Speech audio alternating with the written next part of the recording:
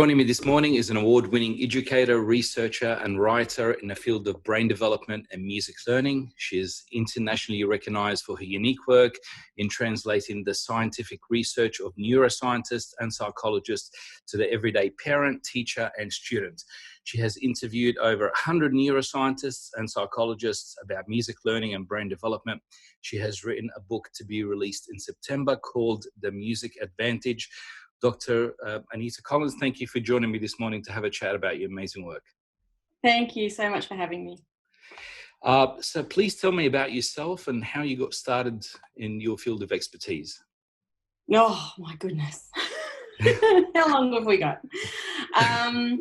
To track it backwards a tiny bit, I was a musician first, classically trained clarinet player, and then made a decision to become an educator.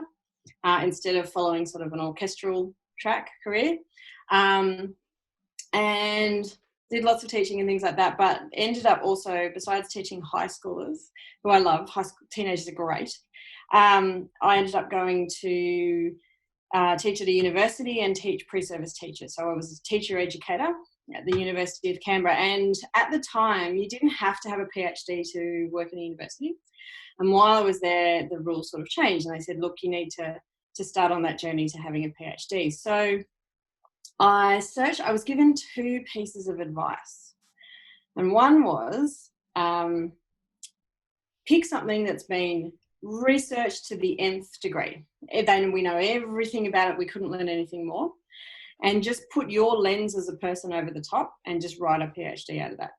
And then the second piece of advice was, pick something at the start that you'll love just as much at the end. And I decided I was more excited by the second piece of advice. Of course, because I'd always wanted to do a PhD, but I wanted to make a difference with it. It didn't make any sense for me to kind of get it like a driver's license, to do a test and say, yes, now you can drive. That didn't make sense to me. I really wanted to make a difference with the work that I was doing. So I spent 9 months just reading everything, just immersing myself in everything, waiting for that one moment when I would go, that's it, that's what it is. I was waiting for that lightning to strike. And anyone who's ever done this process will know that you get disheartened a lot. It's like, how long is it going to take? Maybe I'm doing the wrong thing.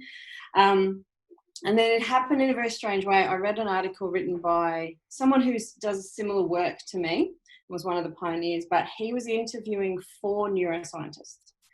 And he posed the question right at the end of the article. He said, what do you think music educators should know about the work that you do and what you found? And I was reading and reading and reading and reading. And by the end, I was furious. I was just like, I don't need to know all that, but I need to know this, and this. And I thought, I thought it would me going, oh, I'm falling in love with something, but it was actually me being annoyed by something and furious that made me go, this is the spot that I should try and make a difference for music teachers everywhere. And it's stayed true to that. Not one day since that point have I thought, no, this is not really interesting anymore. It's still fascinating to me. So I did my PhD. I then got the opportunity to go and travel overseas, and I went and spent significant time in the labs. So I would just sit there and I would learn from everybody. I would learn from the professor right down to the research tech. Often they had more information than the professor did. And I'd watch kids having experiments done. I would do as many experiments myself that they would let me do. And I got to do that. Then I got to do it again. I got a second trip out of that one. And then I just decided that there was no point in me knowing and loving all this research without sharing it. So I took a very big leap and made a decision that was going to be the work I would do for the next sort of 5 to 10 years. And this is where I'm at. Amazing. Often, well, it's actually true that the best teachers are brilliant students. Of course. So, no, that's incredible. And what brought us here is your amazing TEDx talk. That made me want to dive deeper and understand more. I've always knew that playing any kind of instrument is beneficial. It has many benefits. for your development, brain development, cognitive function, etc. But after watching your talk, it really got my interest because I'm a parent as well to a beautiful girl. Oh, yeah. And I obviously want to learn as much as I can to give her the best possible options and resources to maximize her potential. So let's talk about how you got involved with the TEDx to begin with. How did you get to do that talk? It's really, first of all, it's really, it will never get old, and I'll never get unhappy with hearing feedback about that, because as an educator, I knew the power of TED as a brand and the TEDx and the TED Talk model. And I'd been to a few myself, and I sat there going, how do you make a molecular whatever sound exciting? And then the next person is a psychological researcher. Like, how do you do that? So I was fascinated by the process. So we'll get onto that. The first thing that happened, again, I have a lot of serendipitous things that happen, and I look back and go, oh, that was pretty lucky. I was just at the end of I think I'd finished my PhD, and there's a certain, I don't know, some people call it loss, some people call it grief, some people call it just not knowing what to do with yourself, because you've held on to this project like a baby for so long, and it's so much of yourself goes into it. So when you finish, while you've got the doctor after your name and the floppy hat and things like that, you've got to find a new purpose. So I was at university, and in all honesty, this is what happened. I was avoiding doing my marking. I was just going, I don't want to mark my students' assignments. And I found the TED education, which is another branch of TED. They have anyone can pitch an idea to them.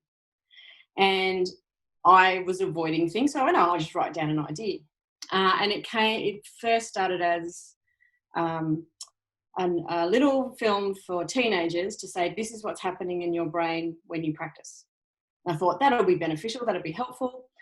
Wrote it down, went back to cleaning things, avoiding my marking. The long story short was the film got made, and it got made into the little animation that so many people know with the little double bass player. That's the original film. I've seen that as well. That's the TED education. That was brilliant short film. Yeah, and it was really it's funny because as an American narrator, a lot of people came on and said, "It's not your voice; it's some American talking." Of course, it's not your voice; it's a man speaking. I know. That's my after-hours voice. There were so many parts of that experience that were wildly lucky. First of all, I didn't realize, but they get 350 pitches a week, and they choose 5 people to interview, and they're in New York, and we were lucky to find a time, and we did an interview, and they only pick, out of those 5, they only pick one person to go forward. Oh, wow, so first of all, like, how lucky was I? I didn't know all this till afterwards. Then it only took 4 months to do, when it usually takes 9. And then it got released, and I went, oh, that's nice, something's out in the world. And then it went crazy. 10 million up to now or something like that, yeah? Oh, it's shared so much. And I'm just so pleased that was the start of the research getting out there. And then from that came the invitation to do a TED talk in Canberra, or TEDx talk. And what was fascinating to me is I knew the power of TED, and I knew the power of finding your idea worth spreading. And that was the fact that I knew that. So my cohort, I didn't feel like many others really understood how many people were going to watch what they said, and how many people were going to, how powerful it could be. So I felt an enormous amount of pressure to find my idea worth sharing. And that pressure got me to the point, along with, you get a speaking coach, and she was phenomenal. I still hear her voice in my head when I'm getting ready to present, and when she keeps constantly saying, who are you? What are you trying to do? Where's your voice? And that's just what she said. And it came to the point of doing this talk that said, well, what would be the implications if every child had music education from birth? And then I just followed that idea through, and it's kept going. Brilliant. It's a great talk. I love it. I just wish that it went for a lot longer than that. I can talk for hours. But it's brilliant. But let's dig a little deeper in your work and what you do currently now, because I obviously went through all the resources that I could, not all of it. I'm sure there's a ton of stuff out there. You're involved into the ABC network as well, with a program that was really successful in Australia here, and was accepted really well. And also there's quite a lot of projects going through your site. You're involved in tremendous amount of projects, great projects. Can you tell me a little bit more about that?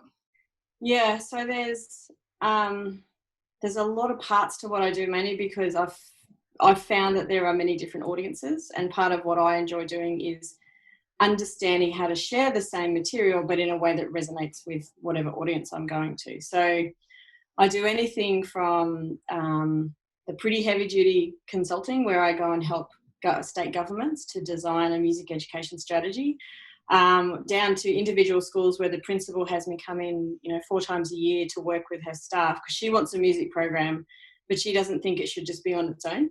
She believes it should be across the school. So we're transforming the school across, with using music and using sort of my presence to keep coming in and to keep helping them from wherever they are, just start to build and build and build. And that's incredibly fulfilling work. I do work with, my title of my PhD was Bigger, Better Brains.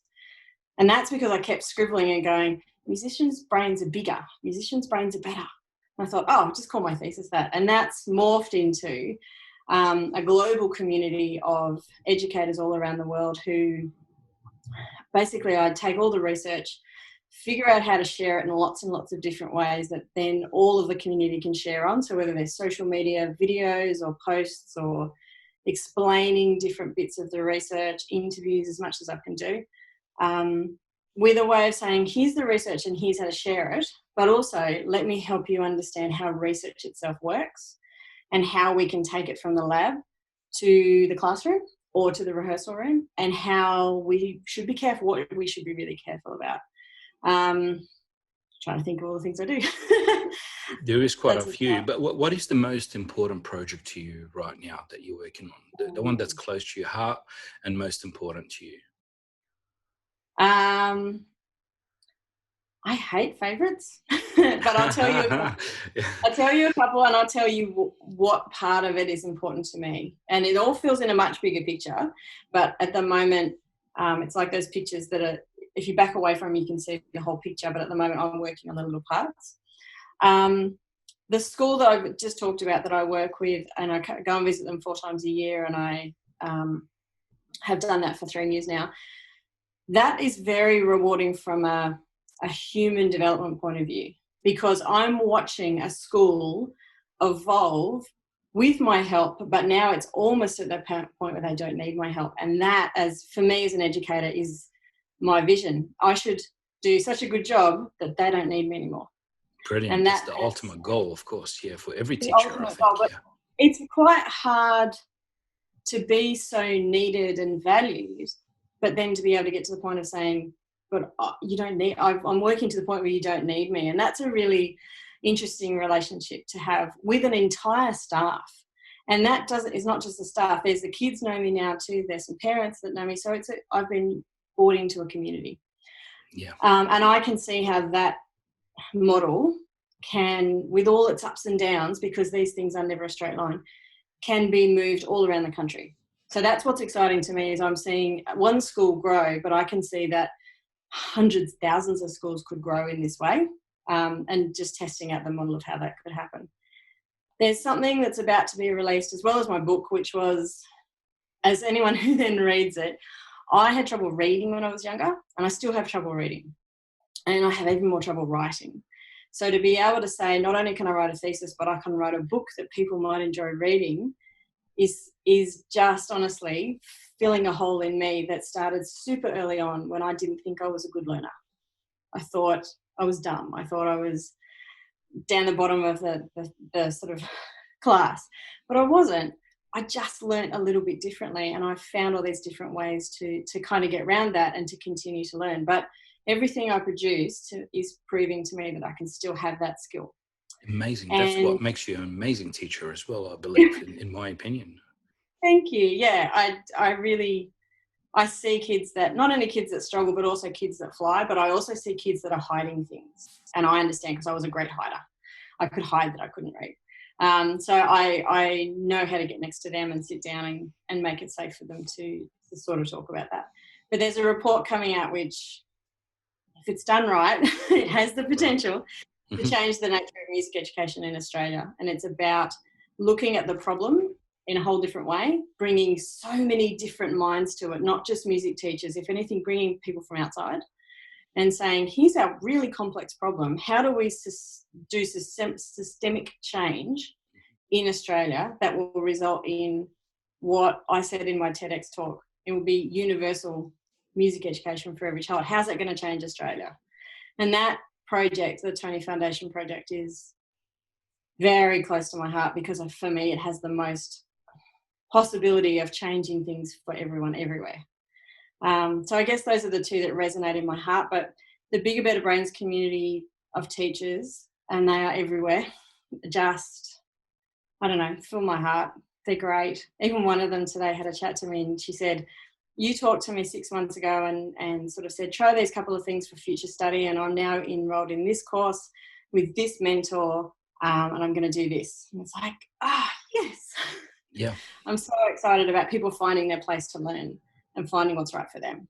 Yeah, absolutely. No, that's amazing. And it was really difficult for me growing up, learning and picking up things and doing really well at school, but it wasn't, a lot of the issues weren't really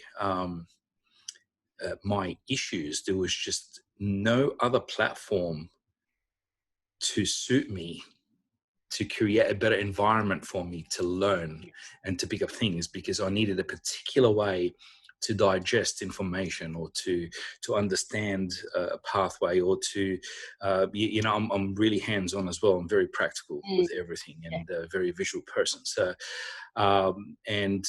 growing up and getting into the education space myself, I've been involved in education for about 15 years now, well over 15 years actually, and ran and operated my own registered training organization here for almost 10 years in WA. Successfully put thousands of people through.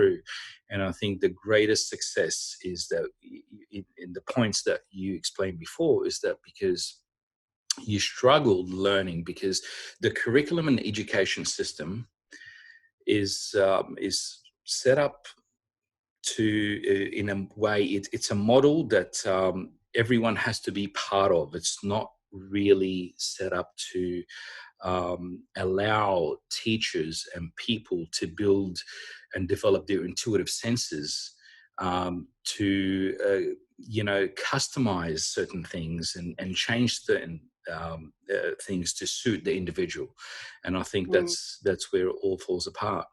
But speaking of that, I mean, the schooling and education system as it is and how it could be improved, it's not even an argument now.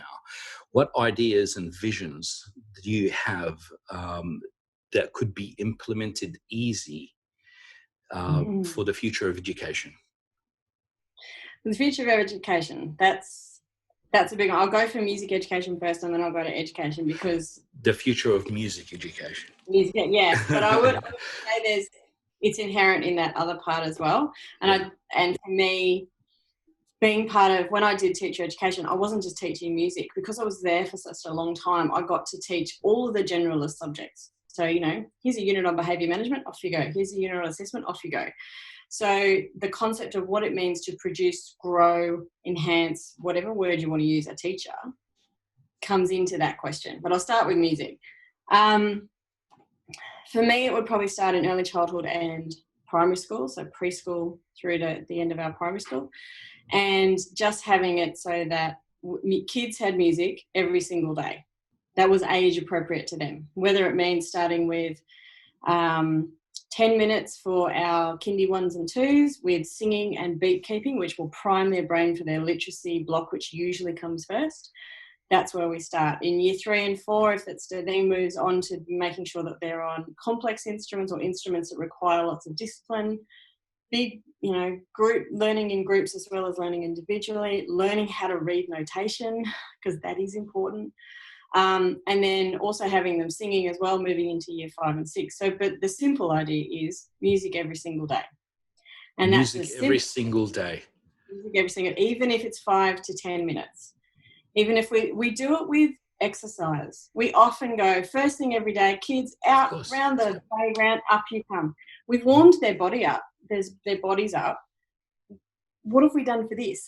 Yeah, exactly. Absolutely. Yeah. Well, I will actually make sure that we talk about the fact that warming up our bodies and that sort of physical activity does do great things for our brains. Yeah. But what if we supercharge that with the musical part that we now know that really helps, so that by the time they start learning, they are so ready physically and cognitively to do that learning. Then really, to me, it can't be a bad thing at all. What has to come with that is teacher education. And I don't think we can do it in universities enough. We need to do it when teachers are in service, not pre-service. Yeah. And it needs to be an ongoing thing, and it has to be a school-wide thing. So everyone gets in and does it together. It's not just the purview of the music teacher or the designated person who does music. So for music education, that would be my first step. And that takes a lot to implement. But in many cases, just start small. Just start with K1 and 2 or P1 and 2. We talk about it, and then move on from there. And do that really well, and then move on to. And you create need. Yeah, you create need as well as to say, not generalists. That's the other thing that from teacher education I learned is we've got this. Many of our states have a system that says a generalist teacher should be able to teach music, drama, dance, visual arts, and media arts. I don't know a specialist that can teach all of those. Why on earth are we asking a generalist to do it? So I think we're setting them up for failure. I don't like that. And I used to watch on a lot of my teachers go out and go, you're kind of ready, but if stuff gets in the way, or if you go into a school that has no support whatsoever, you're going to fall easy in the first sort of 6 months. So I think it's about changing cultures in schools and changing the education in schools. And the thing is, once you do it once and you upskill a whole generation of teachers, it will flow on its own. We just got to change this particular bit. You just have to start somewhere. Sorry? You just have to start somewhere. And let's start with the kids who are most happy to sing, most happy to do beat keeping, and it will actually have the most cognitive benefit from the beginning. It's a really easy formula to me. It just has to get principals on side, really, because they're the ones that make those decisions to say any kind of music, any kind of music activity, whether it's singing or playing an instrument or just anything, or listening to music as well? So that's a very good question. To get the cognitive development that so much of my work revolves around, it has to have certain ingredients. It's not just anything. It's not just music in the playground. It's not just singing the national anthem out of tune. That's not music education. That's a musical experience, and that does not do what we need it to do for the brain. It has to be sequential, which means, and methodologies, particularly in young ages, have very clear sequences: what you teach first, what you teach second, what you teach third. It has to be ongoing, it has to be every day or at least once a week. It has to involve doing things in a group as well as doing things individually or in a very small group. So learning an instrument in a small group is the way to go. It has to go for years. It has to go for somewhere between 3 to 7 years. And people are like, oh my God, that's such a long time. But then we do maths for 7 years. Absolutely. We do literacy for 7 years.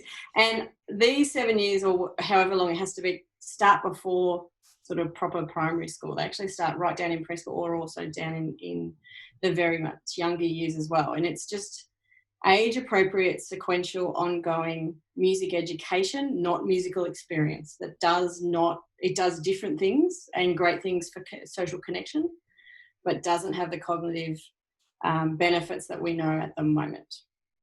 Of course, no, you nailed it there. It's before we take care of our body and our health and well-being by exercising and promoting exercise and wellness and fitness, etc. And I think that's more important as well, to invest in our brain development and in our children. most importantly, but so to do it every day. So every day, let's just give me an example of what would be a perfect model for schools to implement on a daily basis that is not going to be, it can be very doable and actionable and implemented easily for children, because that's I believe it's all about having a plan that's easy to roll out is the key to success, and people will take it, will welcome that much easier, of course. Yeah. So and I agree. Yeah, I agree. It's about where do we start and what's the smallest, most impactful thing we can do, that then rolls on to other things we can do. So if I talk about Kindy 1 and 2 or Prep 1 and 2 or whichever word you use for the lower grade, it's 9 o'clock. It's all the kids are at the door. It's everybody's walking into the beat. Everyone's clapping the beat to their desk. And everyone's coming into a circle, still keeping the beat. Now, if anyone's met a 5-year-old, that is so hard to do, to keep that concentration going and walk around in time. So the main thing the teacher's got to focus on is actually not just the kids walking around doing this, it's actually keeping that steady beat. And we now know that the ability to clap a steady beat is an outward indication of an inward connectivity. That means these kids have brains that are connected enough to learn how to read. So it's actually a precursor to that connectivity. Yeah. So you could tell, I can watch kids, I do this all the time, and I go, that one's struggling to read, that one's struggling to read, that one's struggling. And I don't know these children. And the teacher goes, oh, magic. And it's like, no, science. Because you can tell if they can't do that, the motor control, the visual control, the auditory control is not connected well enough to then take on that next sort of step of all sorts of learning, but reading is one of the best indicators of it. Right. So walking in, and you have to focus on it for a year to 18 months with some kids, and then suddenly it'll all happen. And it's great. You just have to watch really carefully. And then they'll come and they might sit around in a circle. Again, very tricky idea for 5-year-olds to do. Often we have circle mats in those sorts of classrooms. They sit down, they sit down sort of in that circle, and then the teacher will go, repeat after me, and they might do a rhythm, and the kids will clap back that rhythm. We'll do a whole bunch of rhythm, echo, and response. Again, it's about listening, and then it's about motor control. Then, if they're getting really good, you might get up to, say, year 2. You might say, the child next to you, you can do a pattern and we'll all repeat you. And then the next child can do a pattern and we can all repeat. That's very hard because the child has to be very independent and feel that pulse, that beat in their body. Yeah. And then make up something. Because that's the other thing. Usually what happens is they go, oh, I can't think of anything. And they can't think of what to do. So and again, this is only 3 or 4 minutes we're going now. And then it might be, well, our nursery rhyme of the week is hickory dickory dock. So the teacher might start by going, hickory dickory dock, I must run up the clock. And all the kids would sing back to her, and you're aiming for the kids to sing in tune, which again, Kindy 1 and 2 cannot do. But as long as their voice is going up, you're on a win. And if their voice comes down when the notes go down, that's what we're expecting at that age. Again, we're at like minute number 6 or 7. And you might sing the song through once with actions, and then you might sing the song through once with eyes closed so that they're using their ears. And then you might sing once where kids get to dance around, and there's your 10 minutes and they're ready to go into their lesson. And you've covered all of these really vital things. And if you do the same song all week long, the kids know the song's coming, so they keep just repeating and repeating. Music learning is a lot about rote, and we don't have a lot of rote learning anymore. So that's sort of why we need it so much, because our brains learn through rote, and it's okay to have rote in music learning because that's just a reinforcement of these very complex ideas and concepts you have to do. Brilliant. Is there any schools? Yeah, absolutely. I love it. That's anyone can do that, really. Yeah. It's easy. Any schools right now in Australia that are actually deploying a similar system or a program like that? Is there? Yeah, I'm working with Yeah, I'd say there's lots of schools that are doing it. The ones I'm most excited by are not just individual schools, but systems. So a system, there's different versions of systems in Australia, but I'm working with the whole Catholic diocese in Parramatta, which is huge and has a really large number of schools. And they're doing exactly that, led by people in their department with my help as well. They're doing it with all of their Kindy 1 and 2 teachers. And they're sending in videos and they're having, you know, sort of PD all the way through the year when they can. They're even doing it now during COVID. We're watching the kids. We're watching all sorts of things. So it's just the most amazing. And again, scalable to another, say, a state system or a different Catholic system as well. Yeah, brilliant, brilliant. How long have you been doing that for? When did you start? That project's probably been 18 months. Okay.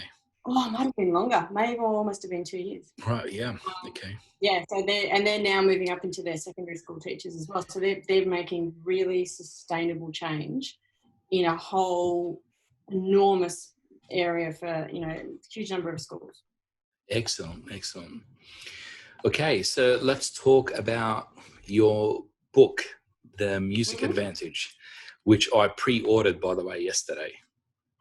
Thank you. Because I did a little, I did a little digging and checked out your pages and did a little reading, and I'll be really interested to get that book and read it.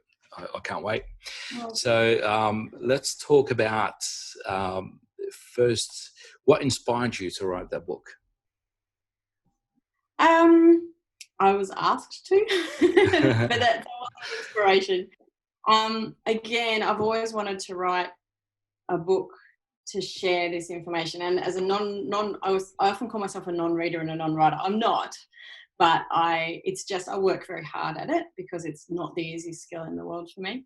But it was the Monday morning after the first episode of Don't Stop the Music, and I got an email from Alan and Unwin, and they said, "We heard you on the radio this morning. Very interested to talk further." And I was just, oh my God, I was so excited. So then the process went through. We did a proposal. I had written a small book that I'd published myself called The Lullaby Effect, which had come out of a podcast series I did with a radio station in Sydney. But I did it I learned from another writer. She said, do a book to teach yourself how to write. And I went, okay, I'll set myself a project. And before that, you've got to remember, I did 12 years of academic writing, which is very dry, serious, very formulaic in the way that it's done, which is, I think, I didn't like PhD, but typical. Yeah, it's like, I understand why it's in the way it is, but it just didn't fit. And I think that's why I went and did the TED stuff, in all honesty. It's like I needed a creative outlet because I couldn't cope with this. It feels like a straitjacket that you're in, but it has to be done that way, and I appreciate it. So I wrote this very short book, and I sent it to a friend, and he wrote back, and he very subtly said, there's not very much of you in this. Because I've written like academic paper, it's dull. And he said, it was a 2-line email, and he basically said, how about trying to write like you speak? I went, okay, I'll try that. And as soon as I did that, the words just fell out of me, and I wrote it in a day and a half, and it was like, oh my God. You wrote the book in a day and a half? I wrote the little book in a day and a half. The other one I wrote in 9 months. It's a long time. But the last bit I wrote super quick. It was amazing. So basically, they'd asked me to write this book, and I already kind of had this idea of what my style that's non-academic would be. And it's how I talk, but it's also about sharing stories, the power of a story to illuminate something, to illuminate an issue, to illuminate a phenomenon, to do something. And so I let myself be free to tell all of my stories. And I found that I'd start every chapter starts kind of with a conversation I've had with someone, or a story I've heard, or something I've observed. And then I kind of just weave in all the science to explain what I see. And to me, that's a way of making the science real, because it's applicable straight away to the kids that we know, or ourselves as children, or our own children. So that's kind of how the book came about, and then just came up with the structure. And then I gave myself 3 hours to write 3,000 words, and that was my chapter. And I just block that out and I just write. Brilliant. How long it took you all up, the project from start to finish? I think it took me 10 months to write it, but I had a big break in the middle. So as well, that's brilliant. So you're really dedicated to that book. Yeah. And excellent. So this book is designed, anyone can read it. Everyone can read it. Yeah. You don't need to have a PhD, or you don't need to understand science to a deeper level or a higher level, or physics or anything like that. Anyone can pick up that book and enjoy reading it. And who is it most beneficial to? I think the first group it's beneficial for are parents. So to help them understand what they're seeing as the experience for their children, or alternatively, what the experience is for the teacher. But also bringing in that science behind it. And it's not just saying research has found, or studies say this many percentage. It's about, here's the intricate, this is how inhibitory control works, and this is how it looks like on a child who's this old, because it's different. Inhibitory control in a 17-year-old is totally different to a 7-year-old.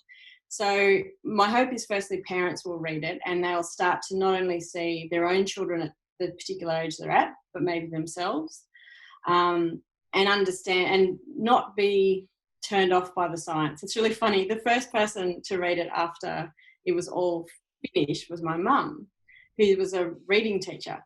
And she got to the end of it the other day and she said, "Oh, it was actually enjoyable." I said, "Thanks, Mum." She said, No, I thought I was going to be hit with lots of science.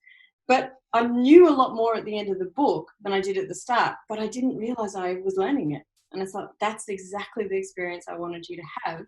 Brilliant. Which was learning by stealth or learning by story. I don't care how we put it. So it sort of weaves those together. I think grandparents will love it too. I've already heard from a few grandparents who are like, "I'm going to read this and then I'm going to go and talk to my child because they haven't got their child in music." Yeah.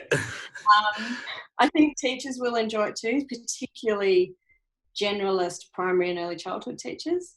Although I do absolutely cater for all the secondary teachers too, just to explain some behaviours with kids, particularly with the way they interact with sound. Sometimes I can watch a kid and I know exactly what's happening in their head when they're processing sound, but the generalist teacher goes, "Oh, he just can't pay attention," or "He just keeps hitting the person next to him." And it's like, yeah, but this is what's happening inside his head, and he's lashing out because he can't cope with the auditory overload.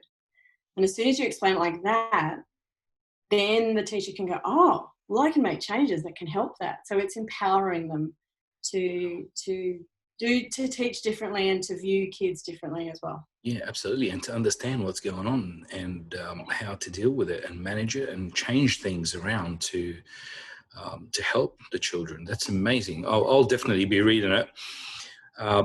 Where is the best place to... I've ordered your book from your website, which is anitacollinsmusic.com. Is it .au as well? I don't remember. No, .com. It's just .com. I should know, but .com. Okay. So, people and whoever is watching this podcast here can order the book from anitacollins.com. And is it anywhere else? Is it going to be on Amazon and Kindle? Yeah, Kindle. I know it's in Dimmix. I know that it's in Booktopia. Yep, I know there's going to be an ebook as well as a paper book. And I know for those, if anyone's watching overseas, I know that we're just finishing off all the contracts for overseas as well. And there will be an audio book as well, which will be, I would prefer an audio book myself. But that'll be a little while to come out. But yeah, there's been huge interest in the book and people being able to see that it will translate across countries, which for me is, while it's very Australian centric, I think it's a universal experience that they're starting to see. Brilliant. Congratulations and well done. And I can't wait to get that book and read it. Thank you. So I have one last question for you. Mm-hmm. What is your end game and what impact do you want to have on the world? My end game, at least in Australia, but I would like it all over the world, is universal music education for every child. in a meaningful and cognitively developmental kind of way. And what was the second half of the question? What impact do you want to have on the world? What the impact I want to have is that more kids are cognitively ready for all of the demands that are in their education, whether that just be reading through to, astrophysics, but that we have given them every cognitive benefit that we possibly can through music, so that they can go off and do whatever they want to, not just professionally, but they can have good relationships. They can have make good health choices for themselves. They can make good decisions for themselves. And to me, fundamentally, if we enhance the next generation, that enhances whatever country we're in, whether it be economically, from a health perspective, from a social justice perspective. It's going to enhance everything. And what I will probably never see in my lifetime, but I think I will know is going to happen, is that what the final outcome is could never ever be anticipated, because we don't really know exactly what music does. We just know that it does so many wonderful things.